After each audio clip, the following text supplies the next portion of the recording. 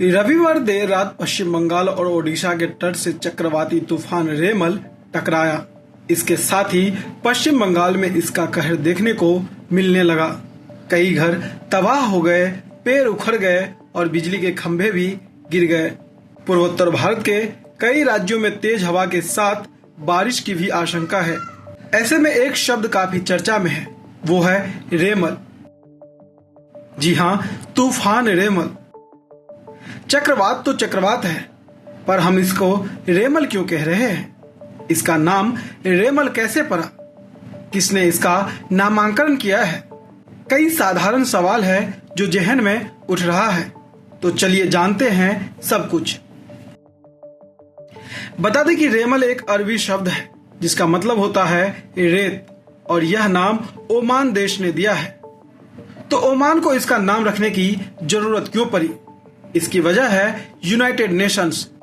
United Nations की एक agency है द वर्ल्ड मेट्रोलॉजिकल ऑर्गेनाइजेशन यानी कि WMO, जिसके 185 मेंबर हैं। WMO ने साल 1972 में उत्तर हिंद महासागर क्षेत्र, जिसमें अरब सागर और बंगाल की खाड़ी दोनों शामिल है, में चक्रवात की चेतावनी और आपदा की रोकथाम के लिए पैनल ऑन ट्रॉपिकल साइक्लोन्स यानी कि PTC की स्थापना की। शुरुआत में PTC में कुल 8 सदस्य देश शामिल थे। तब भारत के अलावा बांग्लादेश, मालदीव, म्यांमार, पाकिस्तान, श्रीलंका, ओमान और थाईलैंड इसके मेंबर थे। साल 2018 में PTC का विस्तार हुआ और इसमें ईरान, कतर, सऊदी अरब, संयुक्त अरब अमीरात और यमन को भी शामिल किया गया। साल 2000 में ओमान की राजधानी मस्कट में PTC का 27वां सत्र आयोजित किया गया। इस सत्र में बंगाल की खाड़ी और अरब सागर में आने वाले चक्रवात तूफान को नाम देने पर सहमति बनी। तय किया गया कि इस क्षेत्र में जो भी तूफान आएंगे उसका नाम PTC के मेंबर बारी बारी से रखेंगे। इसके बाद साल 2004 से इस क्षेत्र में चक्रवातों का नामांकन शुरू हुआ।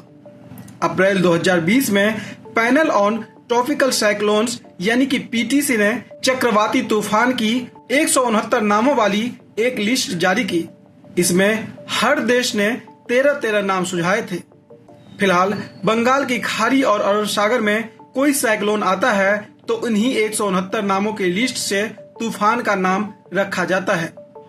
पैनल ऑन ट्रॉपिकल साइक्लोन्स के हर मेंबर को अल्फाबेटिकल आधार पर चक्रवात का नाम रखने का मौका मिलता है, पर इसके लिए भी नियम बने हुए हैं। ऐसा नहीं है कि जिसके मन में जो आए वही नाम रख दे। चक्रवात के नाम रखने के 5 पैरामीटर भी है।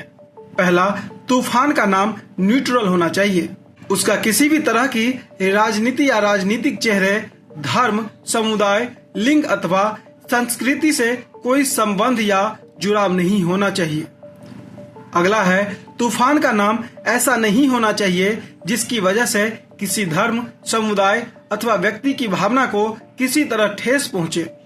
अगला है, तूफान का नाम अपमानजनक अथवा क्रूर नहीं होना चाहिए। अगला है, नाम ऐसा होना चाहिए जो छोटा हो, बोलने में आसान हो और PTC के किसी सदस्य देश को उस पर आपत्ति न हो। अगला है, तूफान का नाम अधिकतम 8 शब्दों का होना चाहिए। यह भी ध्यान रखना होता है कि यह नाम रिपीट न हो, यानी पहले कभी न रखा गया हो।